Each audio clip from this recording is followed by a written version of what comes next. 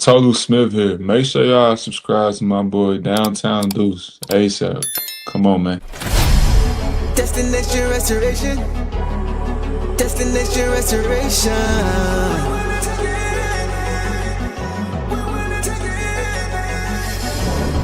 Destination restoration. Yeah, Detroit. Destination restoration.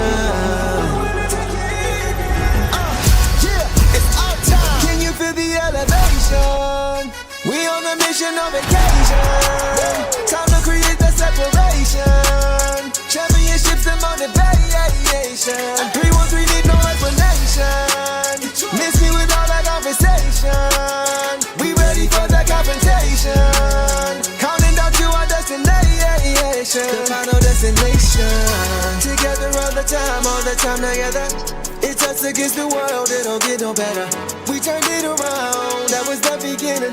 Coming for the crown, you know we winning. Time to put in the work, I'm about to go berserk. Taking our prisoners, it's my time. Yeah, I know that it hurts. Tear back on the church, you don't wanna see me in my prime. The mission is to ring, we're caught in everything. In the city, supporting the dream. Mission new I never seen, we deserve to be king. It's all or nothing, no in between. The clock is ticking and I hope you're listening. Don't touch me cause I'm sizzling. Physicality is tipping and mentality is menacing. The dog pound body's crippling. Now the clock is ticking and I hope you're listening. Don't touch me cause I'm sizzling. Physicality is tipping and mentality is menacing. The dog pound body's crippling. Feel the elevation. We on a mission on vacation. Time to create the separation. Championships and motivation. 313 need no explanation. Miss me with all that conversation. We ready for the confrontation. Counting down to our destination. The final destination.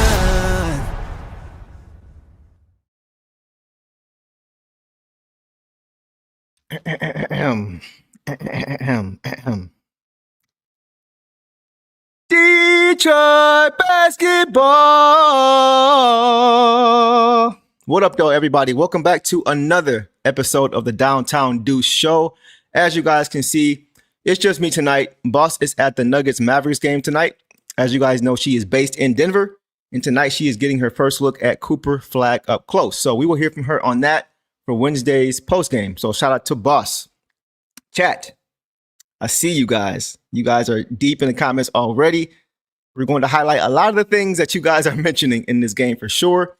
And by the way, guys, since Boss is not here, I'm going to do the best that I can to get to as many comments as I possibly can. You guys know Boss usually moderates. She handles the chat for me. So I may not get to as many tonight as usual.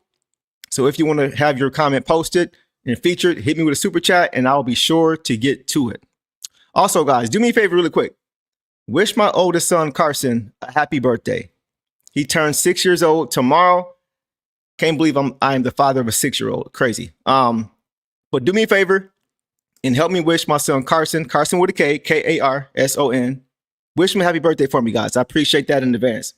One more thing.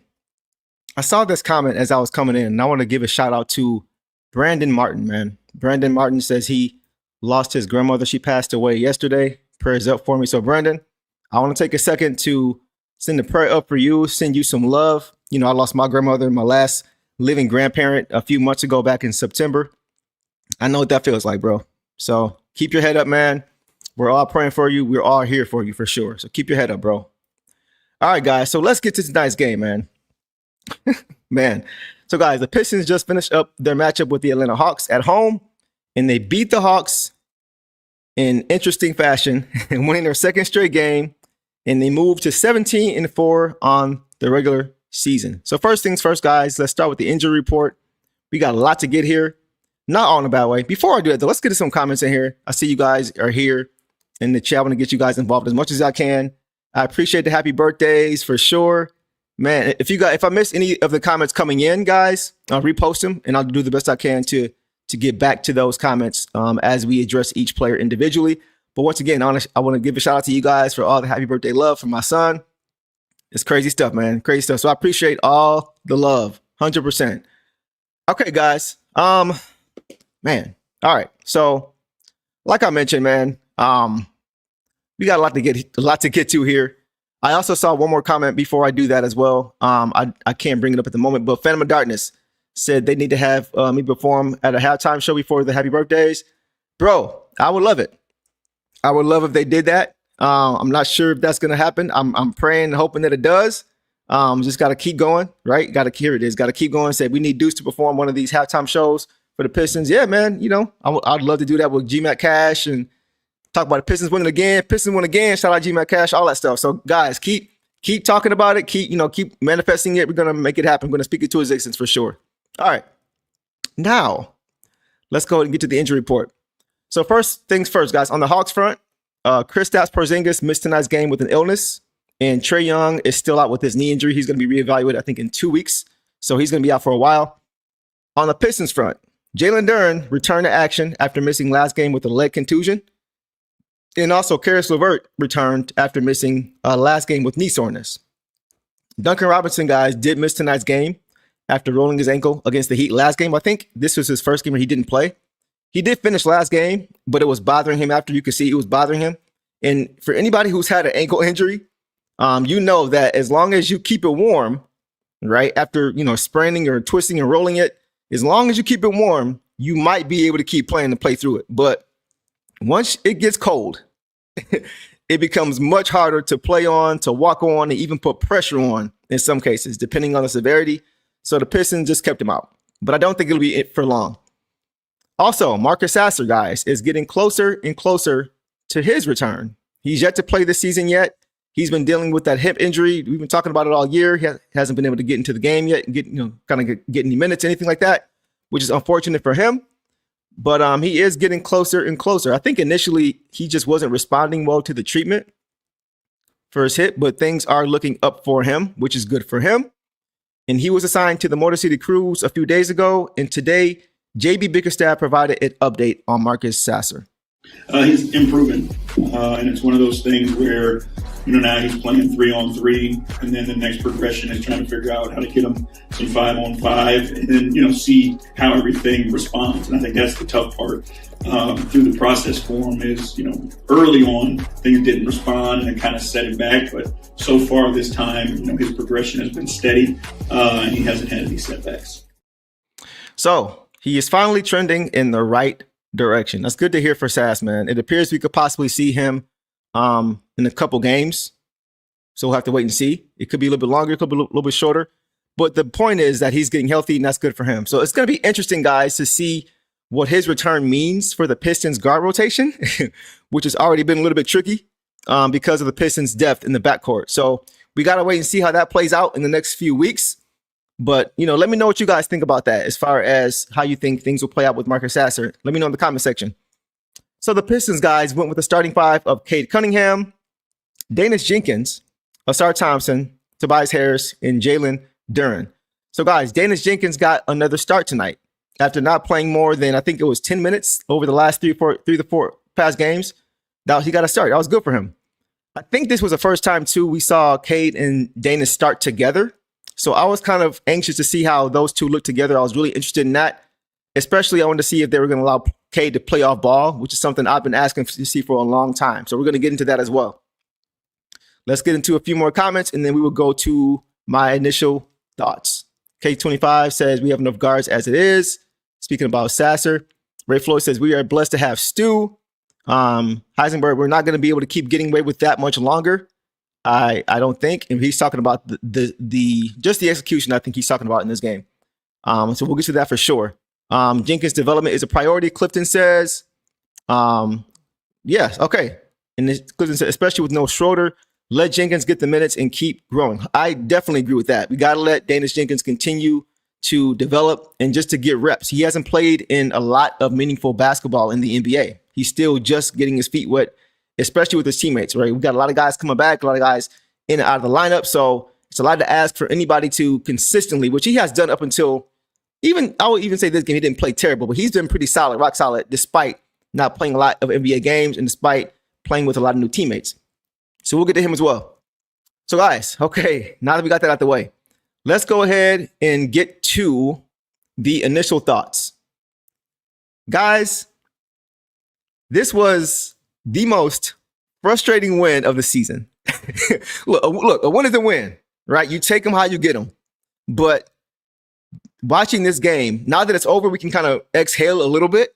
There's still a lot to be cleaned up, but we can kind of exhale because we didn't let this one get away. But during the course of this game, just in the heat of the moment, it was tough, man. It was tough to watch this game. It was very, very frustrating. Just watching this game, just watching our Pistons, right? They played hard, but the execution was just not there. So here's the thing, guys. I wanted to see the Pistons try to jump on Atlanta early, right? Last night, the Hawks went to double overtime against the Sixers. They won the game.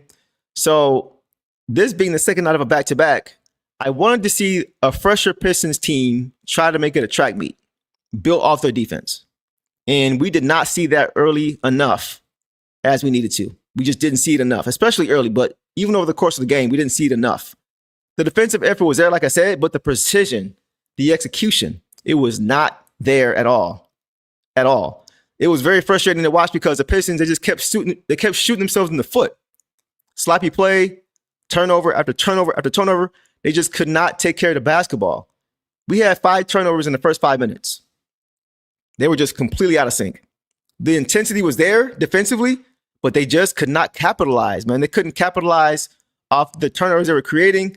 Like they would turn the Hawks over and then immediately turn it back over to the Hawks. And then the Hawks would get out in transition and they would score. Because the Hawks also, like the Heat, they like to turn you over and get out and run. And they're a good defensive team. I got to give them credit. They're a good defensive team. They play hard. They're long. They're very tall and very long. So you got to be really careful with how you're distributing the ball. You got to be really careful. And that leads to my other key for tonight, was ball security. I was watching to see how the Pistons took care of the basketball. And I say that because over the last 3 games, coming into tonight's game, the Pistons were leading the league in turnovers the last 3 games at nearly 20 a game. And tonight, they had 14 in the first half and 22 for the game. So they did not improve in that aspect at all. And they probably still will be leading the league in turnovers over the next 4 games because they did not cut down those turnovers. Second half started, 3 turnovers again in 2 minutes. So out of the gate in the second half, too, they didn't really clean it up. I'm sure that was something they talked about in the locker room, but when they came out, they just did not have the focus to offensively to just take care of the ball. They just kept turning it over carelessly. It was just a lot of sloppy play, a lot of carelessness, and that's what made it hard to watch. That's the only reason the Pistons weren't up double digits for most of this game. They had chances to really blow this game open multiple times. Time after time, they had chance after chance after chance to really just put a stretch together, right? Just string a few baskets together and really put this thing out of reach. But that was always frustrating because every time you would see the opportunity, they turn it over again. So that was hard to watch. And there was also a lid on the rim. Guys, they couldn't throw it in the ocean in the first half. They could not throw it in the ocean. On one possession, the Pistons missed 3 straight shots on one possession after getting an offensive rebound, and they could not score at all. And that was just a microcosm of the game. The effort was there. That's what kept them afloat. But here's the thing. There are going to be games, guys, when you do not have it going offensively, right? You can't knock down shots. It's just not there.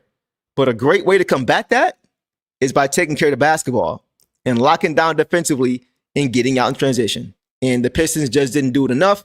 Thankfully, it didn't cost them the game, but it almost did. It almost did. And late in this game, the Pistons did get to it. You saw at the very end of the game, they got to who they are consistently over a stretch. They got to their defense. They turned it up, and they got out on the break. And within a span of 2 minutes, guys, they went on an 11-0 run. So you see it's there. And once again, that's the frustrating part. It's not just that they kept turning it over. It's that you saw that when they lock in and play their style of ball, they can take over games. They're a better team than the Hawks, which they are. They're better than the Hawks. The Pistons are better than the Hawks. They're better than the Heat. I think both of those games should have been much further put out of reach than they were, right? So it's really simple.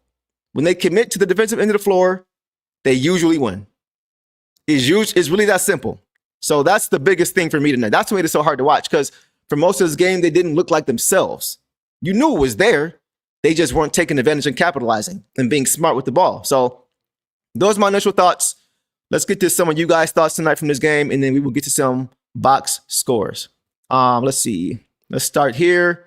Both teams were defensively locked in all game. Yes, they were. They were. But the Pistons, I think, made it a lot easier than it needed to be for the Hawks as far as just carelessly just turning the ball over. Ryan says, sloppy passes. They have chemistry, but there's a lot of room to improve. Yes. Young team despite the success. It's a work in progress. Yes, it is. We're still about 21 games in. So a long way to go, about a quarter of the way there. A lot of room to make, adjustments and improvements. And I think they will. These are games we just got to kind of live with. But thankfully, once again, we got a dub. Ryan says, this game irritated me to the core. I'm with you, bro. I'm with you, man. It was just frustrating because you know what this team can do when they play the right way, right? Emperor says, 2 games in a row that were in hand at the end and fumbled into a contest. Exactly what I just said. The Heat game, Hawks game. Same exact thing. 100%. Heisenberg says, Indiana, Miami, and tonight's wins were almost as frustrating as the Boston and Orlando losses. That's a great point. Because just because you win doesn't mean you played great or you played well. The Pistons didn't play great or play well for most of this game. So, just win, baby, says MB. Well, that is true. You got to get a win when you can, but you got to make the improvements when you can do so. All right, so we'll leave it there, guys. Like I said, I'm going to get to as many comments as I can. If I miss you, just let me know, and I'll try to get to you or hit me with a super chat, and we'll do it that way, all right? So, guys, let's go ahead and get to some individual box scores for this game. And we are going to start, guys, with Cade Cunningham. So, guys, tonight, Cade Cunningham had 18 points on 7 for 15 overall. 0-4 from 3, couldn't knock any of those down. 4-4 from the free throw line. 8 boards, 8 assists, 6 turnovers, still pretty high. 5 steals, and 3 blocks. That's the 5 steals is very impressive, and the 3 blocks is very impressive. The 8 stocks shows you once again that he is committing to both sides of the floor. He is really making it a point of emphasis to try to contribute to that team moniker of getting out, defense and offense. Defense and offense. He is really trying to take the lead with that. Even though he has so much on his plate offensively, you can see he is really making a point to try to get to his defense and to help the team get out and run in transition. So that was nice to see. Defense was great early. He was contesting shots. Evidence of that is the 3 blocks. He got a lot of deflections, a lot of steals. 5 steals is impressive, man. But he was just very, very active defensively. Check this out.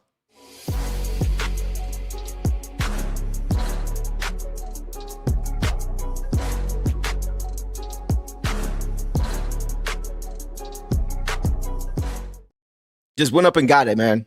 I keep hearing Cade's not an athlete. He can't jump. He's not athletic, but he continues to show he's sneaky athletic for sure. And once again, just the commitment to defense, just the recognition and the instincts of knowing where he's supposed to be on the floor and then knowing when to play help side defense. Like he really brought it defensively tonight, man. We're going to get to his offense, but defensively, I got to give him credit. It's funny too, because on that play, we normally see that kind of thing in reverse. Tonight, we saw Cade with the block and Stu with the run out layup. Usually we see Stu with the block and Cade with the run out layup. But once again, it just shows you that all these guys have bought in to that end of the floor. It doesn't matter who it is, who gets the bucket, it doesn't matter. They're all committing to that end. And when you do that, you give yourself a chance to win. So that's the good. But once again, the turnovers, you got to get those down. Like I said, the Hawks are a good defensive team, right? They're very long. They're very athletic. They're tall. They got, especially with Trae Young not playing, because when Trae Young plays, he really kind of negates their, and compromises their defense because he's just not a big guy. He doesn't have the greatest commitment already to defense, and he's about 6 feet. So you can take advantage of that when he's on the court. But when he's not, they go to a bigger lineup, a guy like Nickeil Alexander-Walker, who's known to be a good defender and who's bigger, right? So they're able to play better team defense when they have him on the court. So Cade got to get those turnovers down, man. He had back-to-back turnovers in the second quarter, back-to-back turnovers. You can't do that.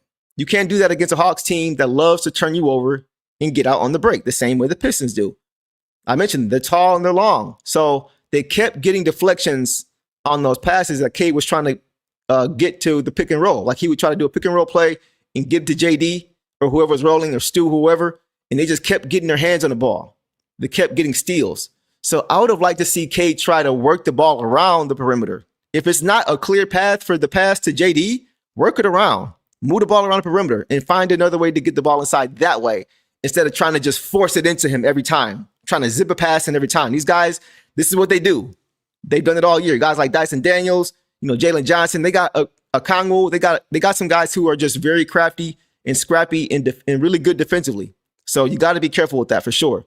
To his credit, he didn't play a perfect game, right? The turnovers are high. But to his credit, like he's done all year, he closed the game. He closed the game. He's had a game or two here where he could have knocked down some free throws, and we know. But overall this year, guys, he has been a closer for this team.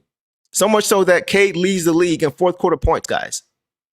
169 points in the fourth quarter this season. That is the most in the league. And tonight, even though he didn't play perfect, he did just enough to get the Pistons over the hump.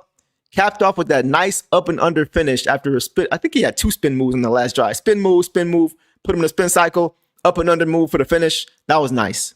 That was nice. So once again, our superstar player, he closed the game despite the game not being pretty, despite it being an ugly game, and he did enough to get it done. Marco says, Cade was clutch late. Cade was clutch Cade in last minute. Nice to see. He was also terrible for 80% of the game. Such a weird game. Yeah, he wasn't terrible because once again, you got to factor in the defense too. You got to factor in the defense. Offensively, he did not play that well, right? I think he took 15 shots overall. So he wasn't forcing his own offense, but he was just trying to force it, getting it to other guys. That was the biggest difference for me tonight. So just got to be more careful with the basketball. Got to get those turnovers down. I think last game he had 8. Tonight he has 6 or 5. So he's got to get those down. I always look for that 3-to-1 assist turnover ratio, right? 3-to-1 is good. 4-to-1 is great. So 8-to-6 is not good. But once again, he did just enough to get the job done. Let's get to a few more comments here. Ray Floyd says, Cade is locked in on yes, exactly. He is locked in on that end of the court. 100%. Super chat from GVH. Appreciate you, bro. If you have another comment, put it in caps so I can get to you and we can get to one of your comments. 3 Mr. Wright says, two-way Cade. Yes, 100%. Put that man in a spin cycle. Yes, he did put him in a spin cycle. That was nice. That play was really, really nice. All right, guys. Let's go ahead and move on to Daniss Jenkins, guys. So, guys, tonight in this game, Daniss Jenkins finished with 6 points on 3 for 16 shooting. Man, he struggled tonight, man. This was easily the worst shooting performance, the worst offensive game of his young NBA career in extended minutes. 3 for 16. I've never seen him go 3 for 16. I don't think I'll see him do that in the Motor City Cruise game. So he could not throw it in the ocean. 0 for 8 from 3. That is very uncharacteristic of Daniss Jenkins. 0 for 2 from the free throw line. So everywhere on the court, he just could not throw it in the ocean, man. It was lit on the rim for him. 3 for 16 overall, 0 of 8 from 3, 0 2 from the free throw line. He struggled from shooting the ball, right? But I have to give him credit because a lot of times you see guys when their shot's not going or when the offense is not going, they don't commit to the other end. And that wasn't the case with him. He found other ways to be effective in this game. Evidence of that, he had 8 rebounds, right? He was tied for second with the starters in rebounds with 8. JD had 11. He had 8. 6'3" guard with 8 rebounds. That is impressive, right? 6 assists is also very good. He did have 3 turnovers, so that's a 2-to-1 ratio. It's not bad, but by his standards, that's not good, right? So 3 turnovers, 6 assists is still good. But overall, in 27 minutes, he did not play his best game. He did not play his best game, but the effort was there, and he found other ways to be effective. I will say this. The length of the Hawks bothered him. The length of the Hawks bothered him. You could see it. A lot of passes that he usually is able to get through were not getting through. Like me and Boss always talk about that. He's able to zip passes and get into guys where it's like, how did he get that there? It wasn't getting there tonight. A lot of time it wasn't getting there because they're just, once again, they're so active with their hands, right? In passing lanes and clogging the paint. They're good with that. So you got to be careful. And he had some trouble tonight adjusting to that. But the shots that he missed, he normally knocks those down, man. He even missed a layup at the rim that he normally knocks down 10 out of 10 times. So for him, it was just one of those nights. It was just one of those nights, man. But to his credit, once again, he stayed aggressive. He found guys when he could, and he found other ways like rebounding and, and playing hard defense, tough defense to kind of help these guys put this game away. So I give him credit for that. He had a big offensive rebound in a score late in the fourth quarter where he skied and went and got the basketball, right? He went up and got it. And I thought that was really nice to see, just the effort on both ends of the court. That was nice to see. Nice to see for sure. So let's get to some Daniss Jenkins comments and we will go ahead and move along. Clara says, I think Daniss was a bit pressed. He still did other things effectively. Yes. Phantom says, I think DJ played well. Ironically, he was solid. Fast Kim says, Steph shot over 10 before. He'll be okay. Yeah, for sure. Yeah, it's just one game. He doesn't usually do that. He doesn't usually shoot that poorly from the field. I'm not worried about him at all as far as it comes to his shooting. M says his defense was good. What else we got? Yeah, so I think you guys are pretty much seeing the same thing I was seeing. Daniss has big ones, taking a lot of fourth quarter shots. Love his confidence. Daniss had a rough one, but everybody does at some point. I'm glad he got it out of his system with the win. Yes, he'll be back on track next go around. I 100% agree. And he also saved the backcourt violation. Yes, he did. Yes, he went back and got it. I forgot who made the pass, but it was another errant pass from one of our guys that almost turned into a turnover again. So we'll leave it there, guys. But yeah, overall, Daniss Jenkins did enough to help this team get the win. All right, guys, let's go ahead and move on to Ausar Thompson. So tonight, Ausar Thompson had 8 points, 3 or 4 from the field, 2 from the free throw line, 6 rebounds, 1 assist, 1 turnover, 2 steals, 1 block in 30 minutes. So he didn't score a lot in this game, but I thought defensively he was very good. I thought he was very good in this game defensively. Just as far as his on-ball and his help side defense were both very, very good in my opinion. You guys let me know what you saw. But I thought he was very, very good and active defensively in this game for sure. And he also moved very well without the basketball, right? He was moving around. It seems like he's identifying when to cut. Because a lot of times you see guys just cutting when there's no pass there, when there's no breakdown in the defense, and it doesn't make sense to cut.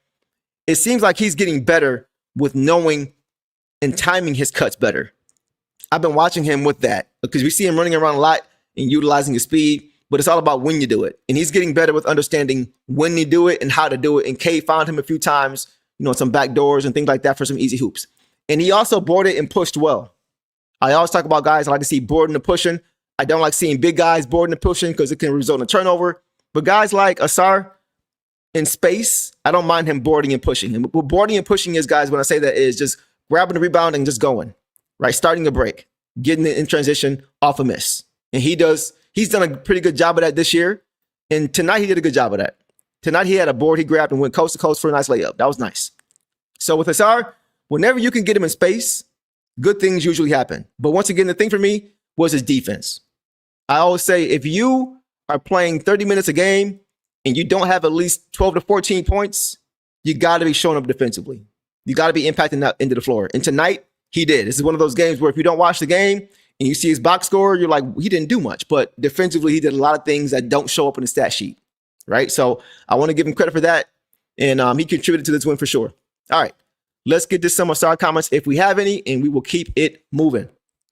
Let's see. Any Ausar comments? Yes. Ray says, for 6 boards, I like that. Yes, I do too. So just the effort once again was there. I think he's getting better at sticking his nose in there, using that athleticism and that length, and just sticking his nose in there and grabbing and helping on the boards, right? Usually when Stu's in the game, you don't see Ausar really having to do that. But when it's just Tobias in there with JD, you see Ausar making more of an effort to get on the boards. And tonight he did that. So I got to give him credit for that. All right, guys, let's go ahead and move on to Tobias Harris. Tobias Harris in this game finished with 9 points on 2 of 14 shooting. So quite a few guys struggled tonight shooting the basketball. Like between Jenkins and Tobias, they shot 5 for 30. That's tough, but that doesn't usually happen. So tonight, Tobias, 2 of 14, 1 of 5 from 3, 4 of 4 from the free throw line, 8 rebounds, which is good to see from Tobias as well. 1 assist, 3 turnovers is not good in 26 minutes.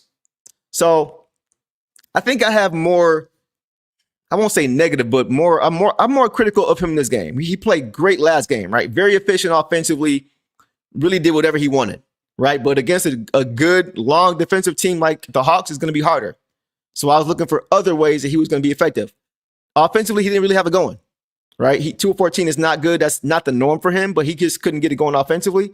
So I was like, okay, and what other ways is he helping to contribute? And he did with his rebounding. He did a good job rebounding the basketball, but there was quite a few things that I saw that stood out to me where he really hurt the Pistons. It started early in this game. There were a few transition opportunities the Pistons had where he cost the Pistons some easy buckets, right? On one break, he threw another errant lob, and it wasn't converted. I think it was a turnover. right? And we didn't convert on that. That's 2 easy points. I want to see Tobias bounce pass the rest of the year. Bounce passes the rest of the year. We've seen now since preseason, he has not been able to throw those lobs on time, on target. And when you got guys like Ausar Thompson who can't go and get it, you gotta stop throwing them. You gotta stop throwing them. So I noticed that he also bobbled an outlet pass on the break again that he had to go and recover. That could have also been another easy run out layup, right? So he left some points on the board. And then one more thing before I'll do one more thing on Tobias and I'll leave him alone.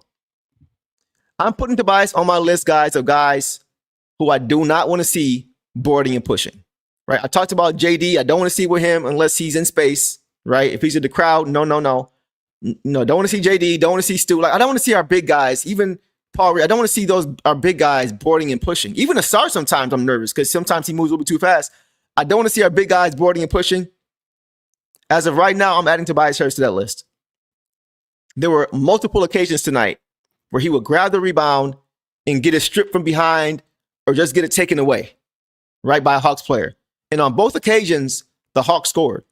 So the Pistons would go from there were 4 opportunities in transition where Tobias could have contributed to a bucket and it was not converted, or it was a turnover and the Hawks scored, right? So potential Pistons transition scores turned into transition scores for the Hawks in a matter of seconds. So at this stage of his career, I would rather him just find his point guard. The same way I want to see JD and B-Ball Paul and Stu find their point guard, unless it's rare occasions.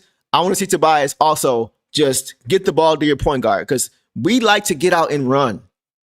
And if you are not able to convert or help push the ball and you're turning it over, you're pretty much just negating the turnover or stop we just got. And especially when you allow them to score a transition bucket off your transition opportunity. That's the worst. When you got an opportunity to get out in transition and you got a break and you got numbers and then you turn it over and then they score in transition, that's the worst. That's the worst. You can't have those. Those are demoralizing. Those are momentum killers. We can't have them. So I definitely do not want to see Tobias Harris doing that anymore going forward, just because, once again, we want to get out and run. We want to get out and run. And momentum is very, very important for this team. So I'll leave it there on Tobias. Wasn't his greatest game. A lot to clean up. But we'll leave it there with him. Let's go to Jalen Duren, guys. Actually, first, let's go to some Tobias Harris comments. I'm trying to get as many as I can. Are there any Tobias Harris comments here? John Gill says, agreed on Tobias pushing. Yeah, it's just, I don't know what it is, but he just doesn't seem to have the awareness that he used to have. Like, he grabbed the board and started dribbling, got stripped immediately from behind. Immediately, right? So as a initiator on offense, when you board, you gotta make sure there's nobody around you. If you're not gonna find your point guard and you're gonna start a break, you got to at least check to see if anybody's behind you. You grab the rebound. So they're gonna be Hawks players who are on the boards with you trying to get the board. So there might be somebody behind you as you're pushing the break, right? So I really just don't want to see that anymore. Anything else on Tobias in these comments? I don't think I see anything else. Yeah, so we'll leave that there, guys. We'll leave that there. Zolar says agree. Yeah, so we'll leave that there, guys. All right, let's go ahead and get to Jalen Duren, guys. Jalen Duren tonight, one of the bright spots in this game for sure. He had 21 points on 9 for 12 overall, 3 or 4 from the free throw line, 11 rebounds, 3 turnovers in 32 minutes. Guys, JD was in his bag tonight. But it started with his defense, right? He was a presence. We're not asking him to be Isaiah Stewart tomorrow, right? We're just asking him to focus his effort on that end of the floor. And then whatever you get offensively, the opportunities are going to be there. Because once again, you're getting out transition, you're going to get chances to score. And tonight, he was a presence. He had great energy. He pushed the pace, off of the Pistons defense. On one play, he actually did board and push, but it was in space. He grabbed the board, he had space. He was able to get into space and go coast to coast, for a nice finish. That was nice. He was really good again on the offensive glass. He fights and claws for everything on the boards, whether he's getting grabbed, his jersey's getting grabbed, he's getting held down. He's always fighting for the boards. I love to see that. And on one play, he fought for a board. He retrieved it. He pulled it out. And then he immediately crossed a Congo over and got to the rim for an N1 finish. Impressive. That's just going and getting out the mud, man. That's the epitome of basketball, of just going and getting out the mud. going and earning your points yourself. We had other guys who also did that, which we'll get to. But JD was great with that. I'm not the biggest fan of him pushing the ball, but like I said, when it's there, and when he gives you an offensive rebound, when he gives you another possession, I'm okay. I'm not really quite as mad at that because you wouldn't have had that without him getting the offensive rebound. So in those situations, if he gets the board and tries to create, if nothing else is there immediately, I'm not mad at it because had he not gotten the offensive rebound, we wouldn't have the possession. And tonight it paid off. He kind of earned it. So I got to give him credit for that. And one more thing on JD, guys. In the past, mentally, we would see JD do a lot of the things he did tonight offensively, right? He's been able to do that stuff. Not to this level, but he's always had the ability. But in the past, the defense wasn't his focus. The offense was his focus. But now you can see him playing much better two-way basketball. You can see him now focusing on the defensive side first. And then he's getting rewarded with the opportunities to score offensively. So mentally, guys, I have to give JD credit because he has grown a lot over the past few years in that department. And I want to give him credit for that for sure. He's looking like an all-star for sure. Guys, let's get to some JD comments and then we will keep it moving. Rashad says JD played well tonight. Yes, he did. Let's see. What else we got? He's getting good at those 12. Yeah, the midi was on display again, man. The midi was on display again. The fadeaway and even just popping it, he's getting really, really good with that. I got to give him a lot of credit for his development on offense. And that midi game is really getting impressive, man. So I love to see that as well. Thugboy says JD was active. Holland was 5th pick for a reason. Yes, absolutely. What's going on, boss guys? Y'all shout out boss. She is actually in the chat with us. She couldn't be on, but she is still plugged in as always because she is a professional. And that's what professionals do. Shout out to you, boss. Says 3 out of 4 is awesome, especially with his defensive contributions. Who was 4? Who you talking about, boss? Y'all let me know what you're talking about. I'm not sure. But shout out to boss. JD, a few more comments, says JD is filling his handles these days. I ain't mad. But man, teams are recognizing that lob game these days. Got a plan for that. Yeah, they're keying on that. That's what happens when you have film to look at. Salute to Stewart and Duren staying out of foul trouble. Yes, and 100%. And when they play together, guys, they keep each other out of foul trouble. I gotta give those guys credit for that as well, which is why I want to see those guys start. But let's keep it going. I think that's all we got. We got some free boss comments in here. Yeah, free boss. She'll be back, guys. Next game, don't worry. All Royal says, I like JD pushing in transition if he's ahead of his man. Exactly. If he's in space, he is good. Means there will be less rim protection on the potential drive. That's the key. When it's traffic, I don't want to see that. You're right. I don't want to see that. I want to see him finding his point guard. That's the thing for me is find your point guard. If it's not there, you'll get it back if you run the floor. Right. So that is definitely what I love to see from JD. But tonight he got away with it. Tonight he took advantage of it. So we'll leave it there, guys. Let's go ahead and move on to some reserves. Let's move to some reserves, guys. All right, so let's start with Isaiah Stewart. Let's start with Beef Stew tonight. So, guys, tonight, Beef Stew finished with, here, let me pull it up. Thought I had it, but I didn't. Okay, tonight, Isaiah Stewart, guys, had 6 points on 3 or 4 shooting. Maybe that's what Boss was referring to with a 3 or 4, but maybe she meant the free throw line, 3 or 4. But yeah, Stew tonight, guys, shot 3 or 4 overall, 0 of 1 from 3, 10 rebounds, 2 turnovers, 5 blocks, guys. 5 blocks. Stu had more blocks than the rest of the team combined. Insane. In 25 minutes. I always say he is the ultimate box score deceiver. Once again, like I saw tonight, Isaiah Stewart's impact was felt beyond the stat sheet. You see 25 minutes and you say, why did he play that many minutes? Only had 6 points. Because he does so much for you on both ends of the court that do not show up on the stat sheet. That is the key. And tonight, guys, he came in this game immediately making an impact. Got a block on Luke Kennard right away, which led to a Caris LeVert 3. Transition bucket, right? And he continued to show off that improved post play. Once again, guys, he's showing off that footwork, that improved footwork in the paint, his patience in the paint, having that silent counter in his head of how long he's been in there, so he's not getting called for 3 seconds, right? His ability to finish with either hand around the rim, using the glass. Like, he's just continuing to show how much improved he is on the offensive end. Defensively what you're going to get. He's shown that consistently. But offensively, he's continuing to get better and better. But back to the defense, man. He held the Hawks to one shot over and over again. He did not allow a bunch of offensive rebounds like we've seen in previous games when he's not in the game, right? He continues to hold them to one shot, whether he is going to get in the rebound, preventing them from getting the offensive rebound, tapping the ball to a teammate. He holds them to one shot, and he did the same thing tonight. And I said it before, but I truly believe Isaiah Stewart needs to start, guys. Isaiah Stewart needs to start, in my opinion. You guys let me know what you think, but I've seen enough. I have seen enough of this two big lineup with him and JD to say that he needs to start. We keep hearing about the Pistons. They keep talking about it. They keep talking about their identity and when they're at their best. Cade said after the loss to the Magic that we're not getting out in transition enough. We got to get out in transition more. And how do you do that? By forcing teams into what? Missed shots or turnovers. And that's exactly what he contributes to. So we all know that's what he's about. So to me, he just contributes more to what the Pistons want to do as a starting unit, right? We know that him and JD work together. We know that the East is going big with these two big lineups. And we know that Stu is one of the best defenders in the league. In the league. I think Stu is going to be on an all-defensive team this year, guys. Let me ask you a question. How many all-defensive players don't start? Serious question. How many all-defensive players right now don't start for their respective teams, regardless of what their offense is?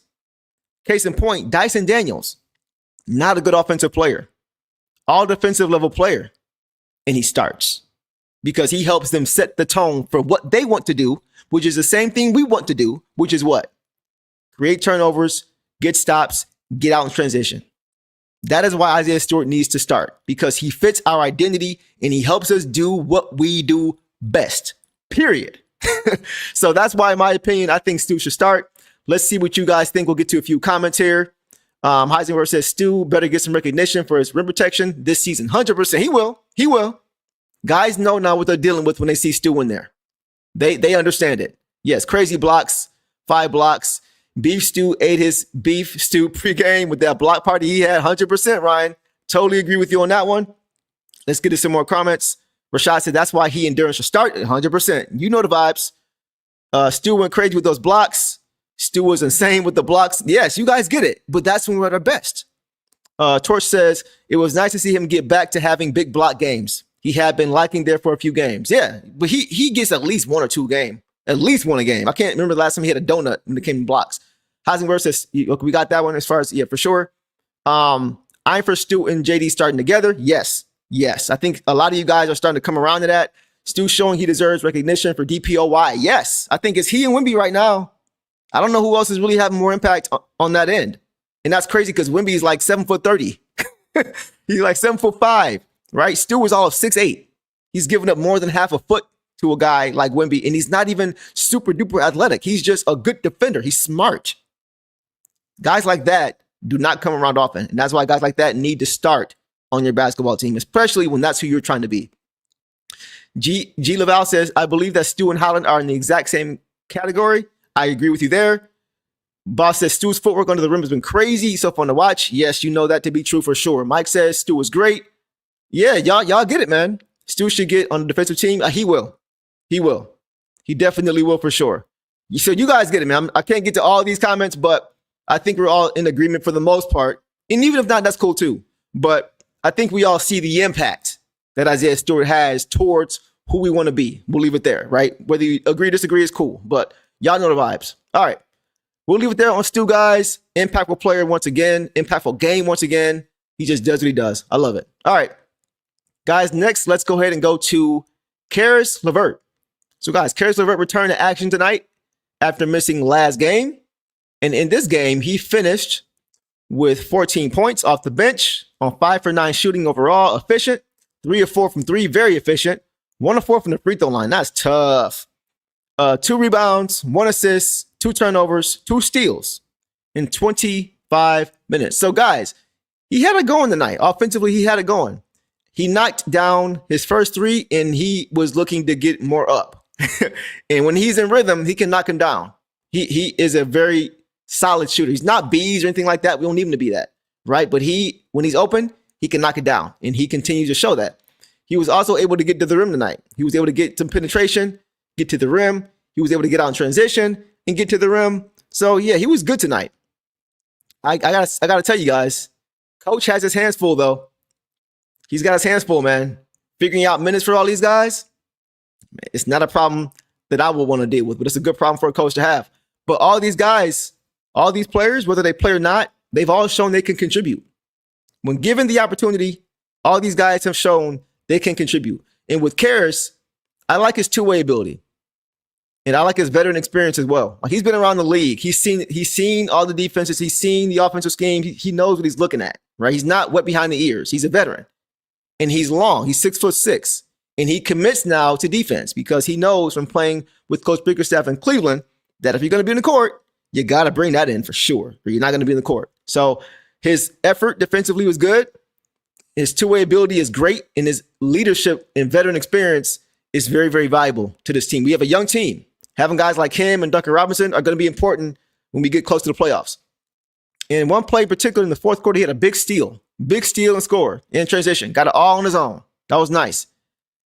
But the only black mark is we talked about the Pistons doing everything they could to get his game away, essentially. He missed 2 big free throws. The Pistons were up 4 points with 10 seconds to go. And the Hawks came down after that and hit a big 3 to make it a 1-point game. That's what gave the Hawks 98. It was 95-99. We were up. He had 2 free throws at the line. 10 seconds left. We're up 4. He missed both of them. They come down, hit a 3. So it was one of those nights, man. And it wasn't just one guy.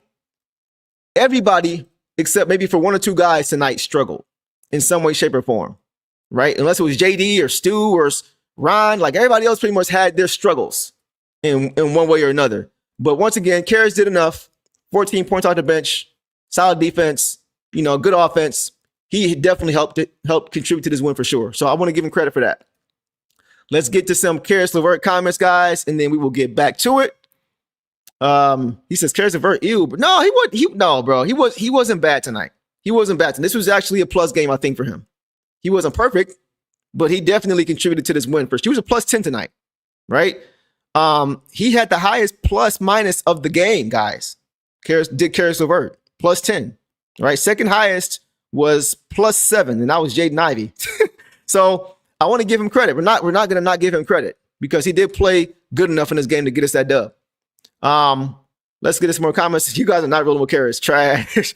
Heisenberg says Caris had some big threes for us, but I'm about to lose it with our guys missing all these late game free throws. Yes, bro. Yes, man. Yes. Mike says LeVert was very good. Yeah. He was good tonight. Organic says when Caris plays his role, he's adequate.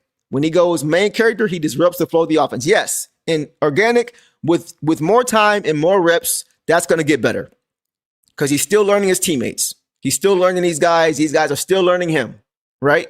And even though he played with Coach a couple years ago, that was still a couple years ago. So he still needs some time to get reacclimated, right? Shouldn't take too long, but the more time and more reps he gets, the better he'll be, for sure. Phantom says, would you rather have Caris or THJ if you had to choose? That's a tough question. That's tough. I mean, to be honest, that's hard to say. That's really hard to say. As of right now, the Pistons need shooting. I think tonight, not having Duncan Robinson showed. We know Duncan Robinson is not the best defender, but his threat as somebody who can space the floor was missed.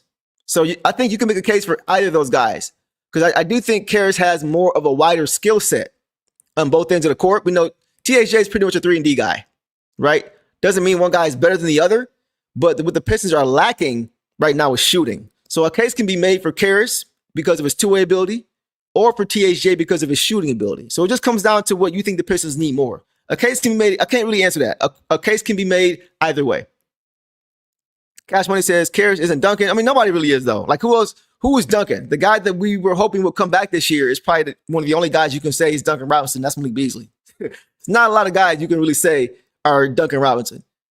D-Rod, what's going on, brother? I appreciate you showing up, man.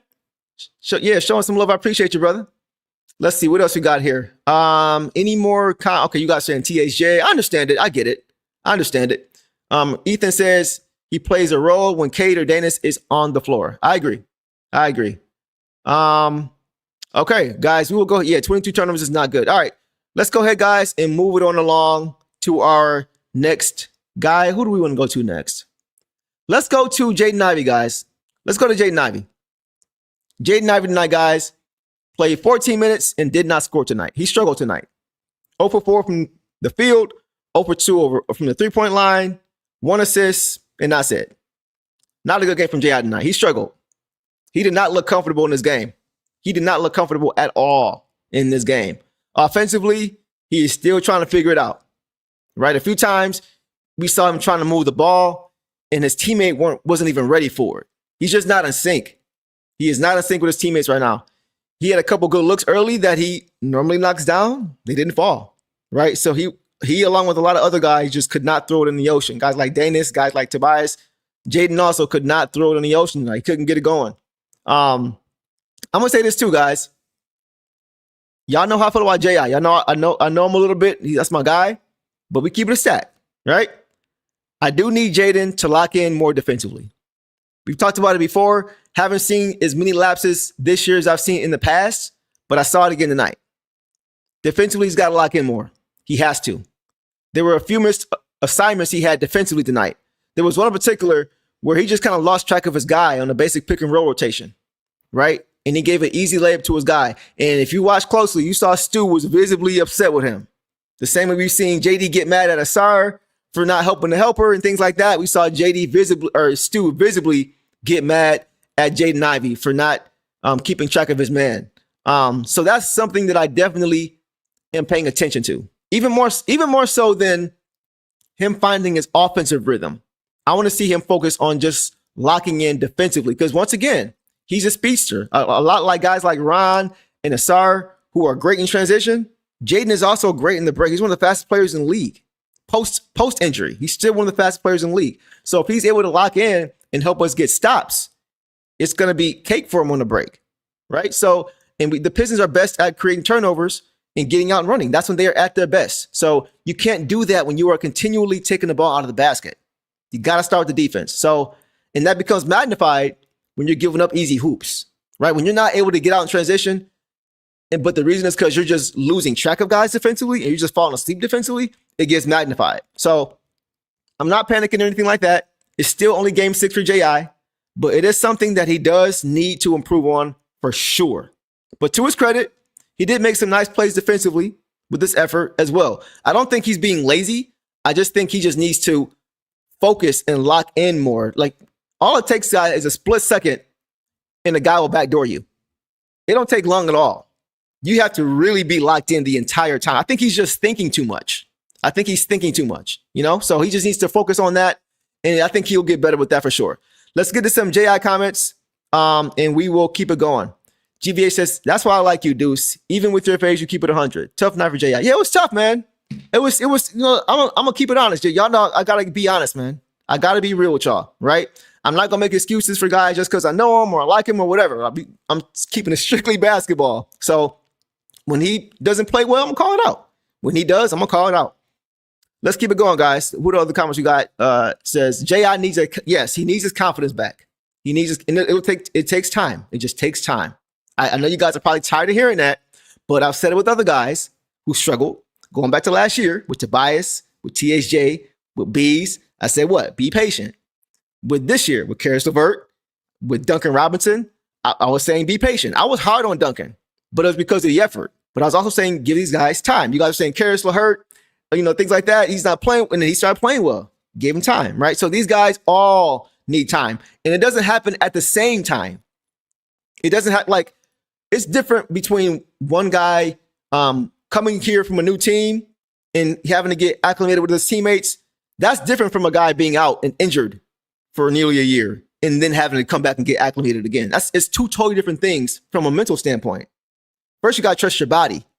Then you got to get comfortable with your own game. Then you got to get comfortable with the teammates. It's a lot that goes into it. So I'm not making excuses. Y'all know I'll keep it a stack, but we got to be real about it too and keep perspective. So let's keep going with some more comments.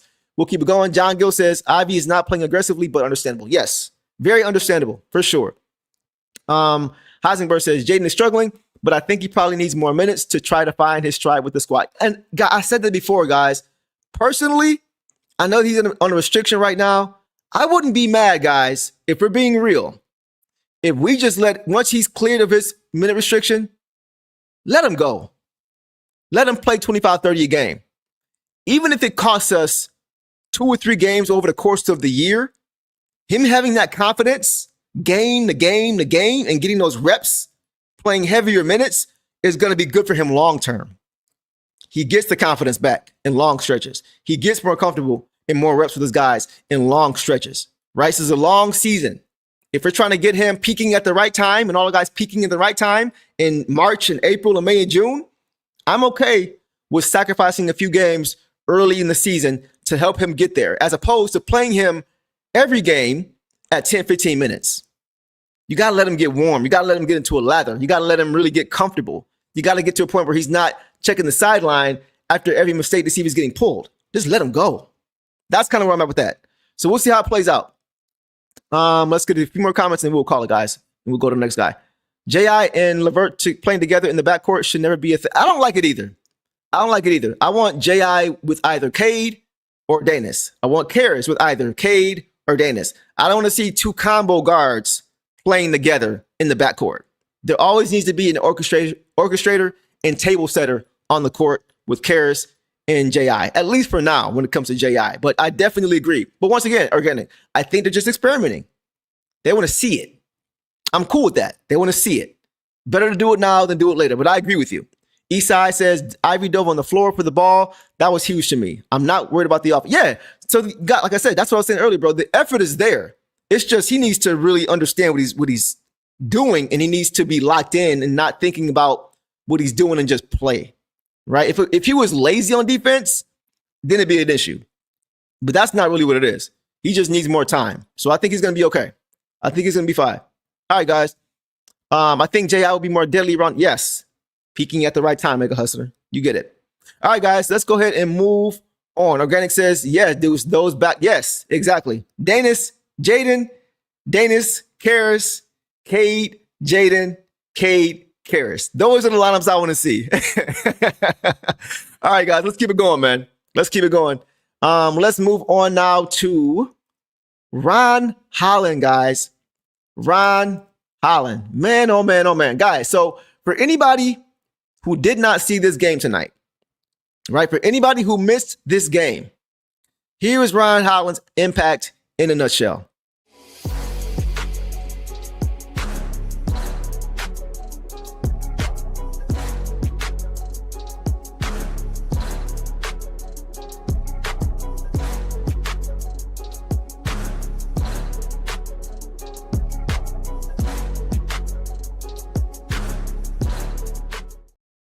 I freaking love Ron Holland, bro. I freaking love Ron Holland, bro. Ron Holland better get the belt tonight, guys. Straight up and down. Y'all let me know, because you know it usually takes a while before they actually announce it. But let me know who gets the belt tonight officially. But I am confident in saying that he will get the belt for sure after this game. Amazing, amazing, amazing game tonight from Ron Holland, guys. So let's get to a stat line and we'll keep it going. Tonight, guys, Ron Holland had 17 points in 17 minutes, by the way. 17 points, 6 for 8 overall, 1 or 2 from 3, 4 or 4 from the free throw line, 6 rebounds, only 1 turnover, 2 steals. 17 minutes. 17 minutes, man. Ron Holland is a dog. Ron Holland is a dog, man. Amazing game tonight. We know that he had been struggling here and there to find his role and how he's going to be impactful on this team. The effort was never a problem. It was more so just about putting him in the best position to be successful. And I think they figured it out. Because his impact, guys, tonight all came off his effort. Effort for Ron Holland. Time and time again, man. Ron will get an offensive rebound or a steal and turn it into points. I don't know how many times he did it. No plays drawn up for him, right? No, nothing like that. He was just going and getting it himself. He was the biggest reason the Pistons won this game. He was the biggest reason the Pistons won this game because he provided a spark every time the Pistons were just stuck in the mud. Whenever it seemed like the Hawks were getting ready to stretch that lead out, because it was like 20 lead changes tonight. It was like between 1 and 3 points. Every time the Hawks would get it up to 4 or 5, Ron said, nope, come on back, guys. Let's bring this lead back on down. And he'd get a steal in a bucket like I just showed you. Every time. All effort, all hustle, all heart, all Ron. That's going to be his role this year, guys. What you saw tonight is going to be Ron Holland's role for the rest of the season. We know he's improved in certain areas. His three ball's gotten better. His handle's gotten better. We know he's gotten better. We saw it in Summer League. We saw his skills improve. Not talking about who he was playing against, but looking at his overall game. You saw his bag got a little bit deeper, right?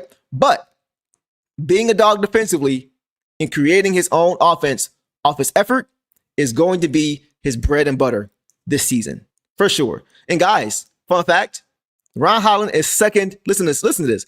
Ron Holland is second in the entire league with games of 2 or more steals in a game. I'm going to say it again.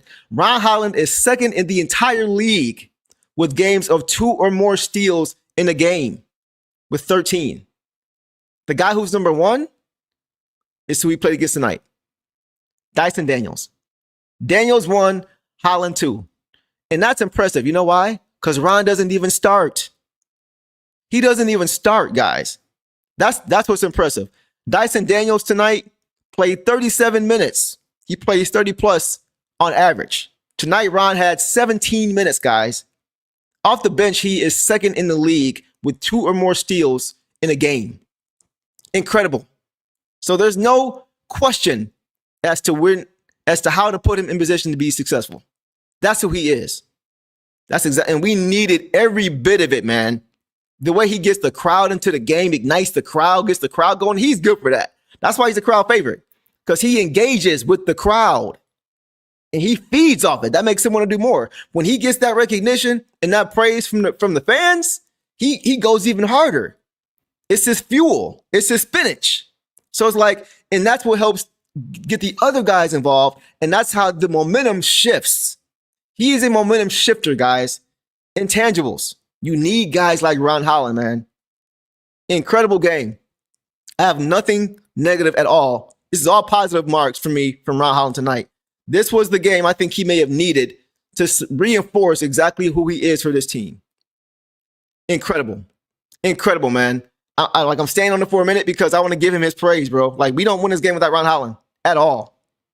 At all. So, great game from you. I hope he gets the belt. I hope he gets the belt, man.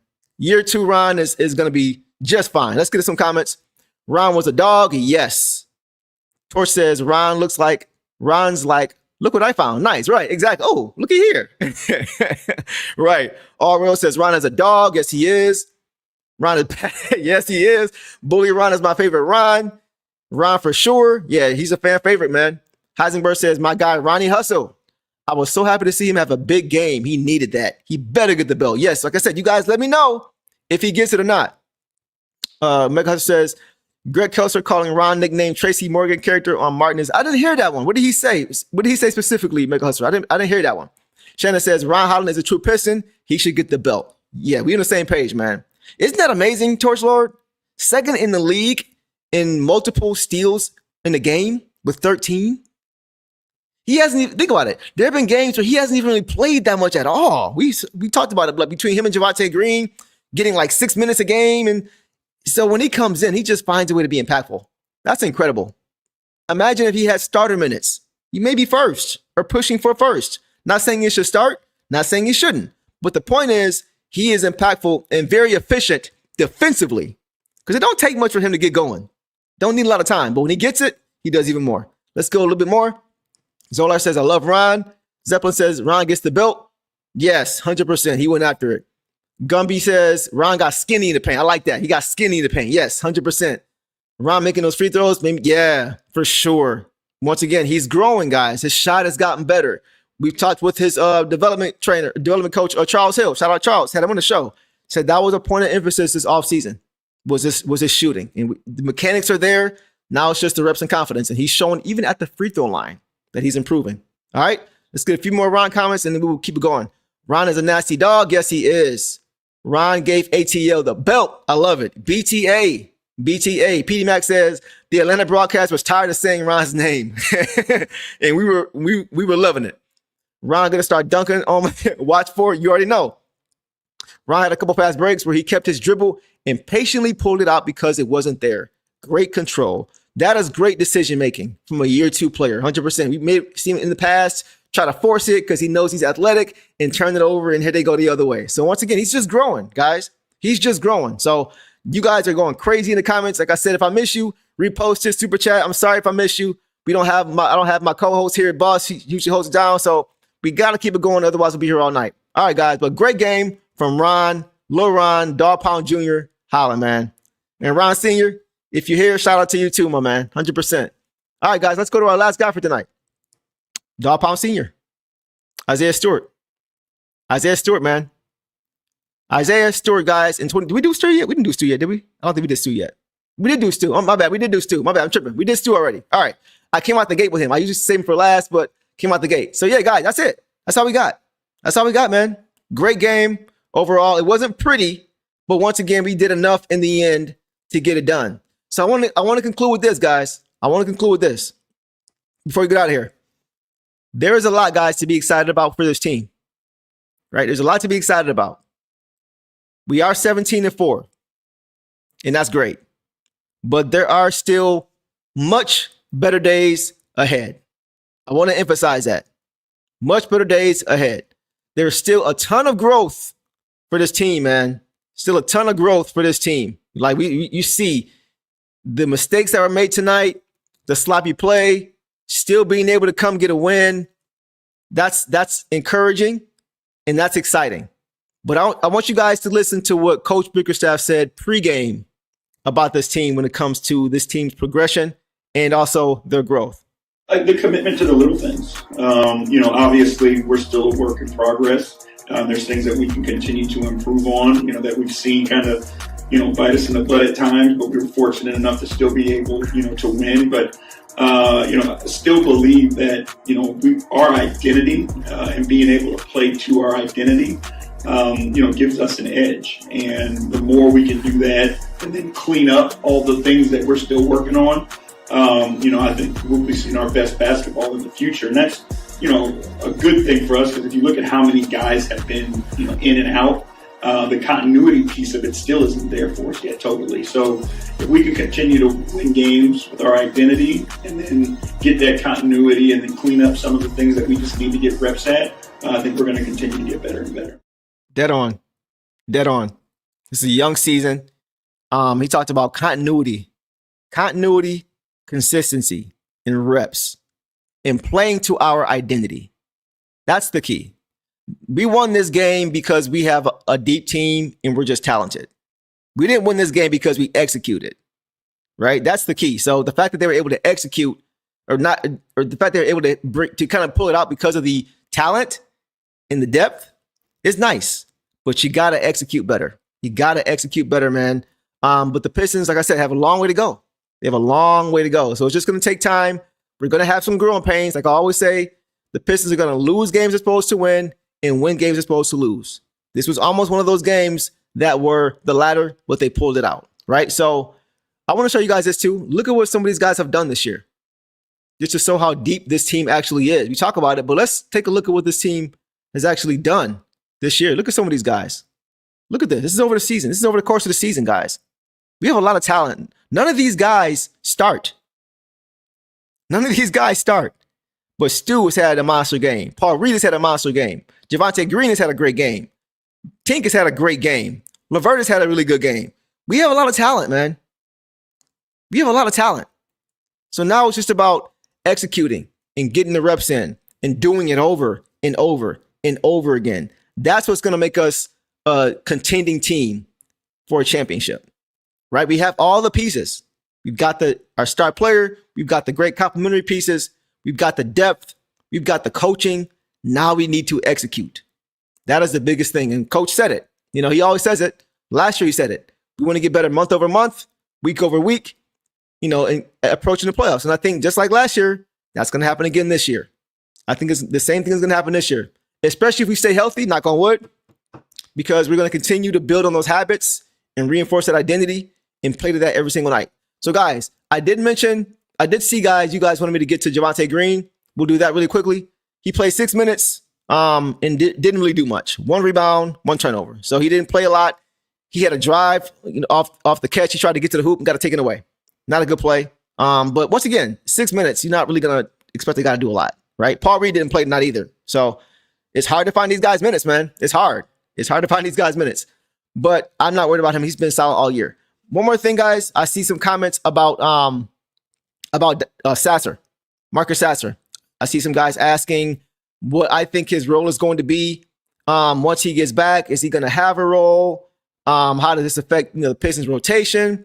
All those are valid questions. I think all those are valid questions, guys. If you want to know what my opinion is, I'm going to be honest with you guys. I'm a fan of Marcus Sasser. I think he's a supremely talented offensive player who is a dog defensively. However, with the backcourt already being crowded, with guys like Caris LeVert, who we brought in, I think he's on $16 million a year over 3 years, getting paid a lot of money. There are games that he doesn't play a lot. You got a guy like Daniss Jenkins, who has really just been on a surge and proven to be a very good backup point guard, the only other point guard, natural point guard, outside of Cade Cunningham, making him a necessity of his skill set. He hasn't played a lot in certain games, right? Jaden Ivey is just coming back. He hasn't played a lot. We already have Duncan Robinson as a shooter. We do not have a lot of spacers. And then there's Cade Cunningham. So we also have heard guys, Trajan Langdon this offseason, say when it comes to his backcourt and his wings, he wants guys who give him optionality as far as the roster. He wants guys who have size and who have defensive versatility. And I don't think Marcus Sasser fits that puzzle. He's not the biggest guard, and we have more shooting guards than we really need right now. And we don't have enough point guard play. We have Cade and we have Daniss Jenkins. If Sasser was a pure point guard, I think he would have a better shot at having a role for this team. But with him being 6'1", 6'2", maybe, and being a shooting guard, we have other shooting guards who can kind of do what he does, but who give us more defensive versatility, which is exactly what Trajan Langdon said he wants. So based off of his words, I don't really see how Sasser is getting minutes over a guy like Daniss Jenkins, who's a point guard, getting minutes over guys like Caris LeVert, who's a big guard who can play defense, getting minutes over guys like Duncan Robinson, who's a spacer, which we don't have, getting minutes over guys like Jaden Ivey, who we've seen at his potential, at his peak, can be very, very good, a possible number 2. I just don't see how he cracks a rotation. And it's not anything that he is not doing. It's similar to what I said about Tobias Harris and Isaiah Stewart. I feel like Isaiah Stewart fits better what the Pistons are trying to do defensively. It's not taking anything with what Tobias Harris is doing. He's playing good by his standards in year 15. It's not his fault, but what fits better with what we're trying to do? And I feel like Sasser doesn't really fit enough what we're trying to do. If he had more size as a shooting guard, maybe, because he can defend multiple spots. If he played point guard, maybe, because he gives us more depth at the point guard spot. But to be a shooting guard where we're deep at that doesn't have size, that makes it hard. And that's why I don't see a role for him just based on the roster construction alone. So if there is no role for him, I don't want to see him on the bench, just rotting on the bench again this year, because he is a good enough player. He's an NBA player. He deserves an opportunity, whether here or somewhere else, to play.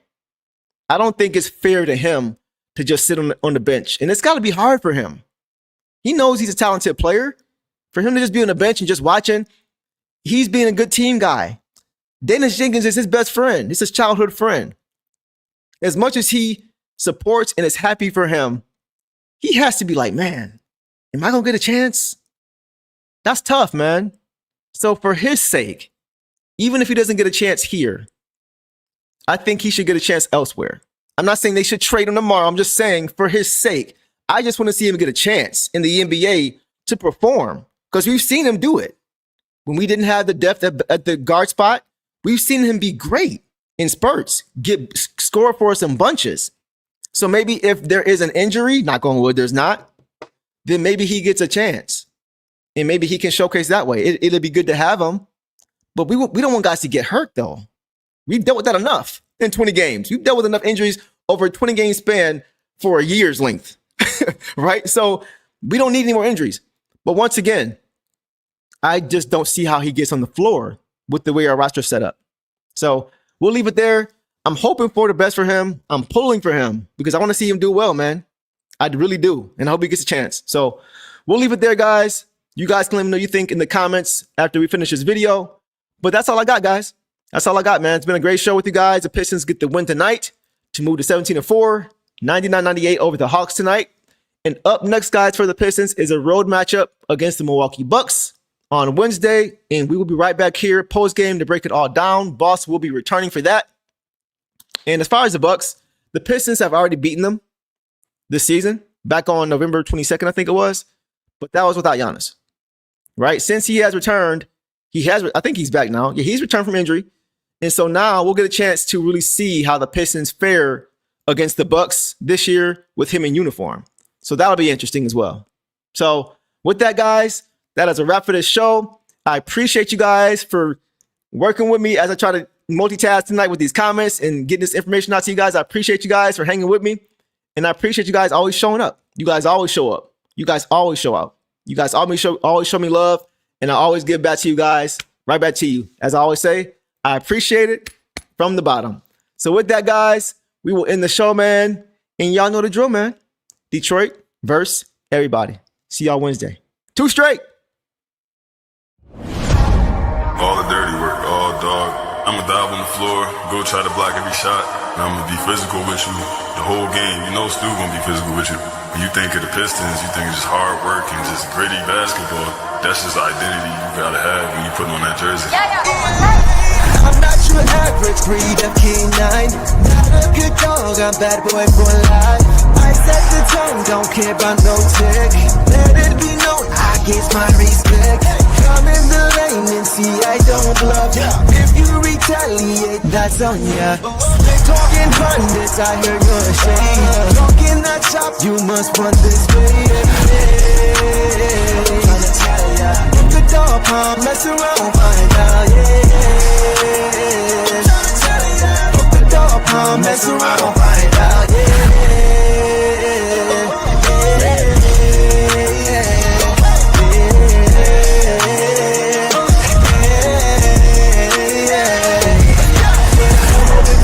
For some barbecue sauce, boy, you better crop a hill, cause I'm like that.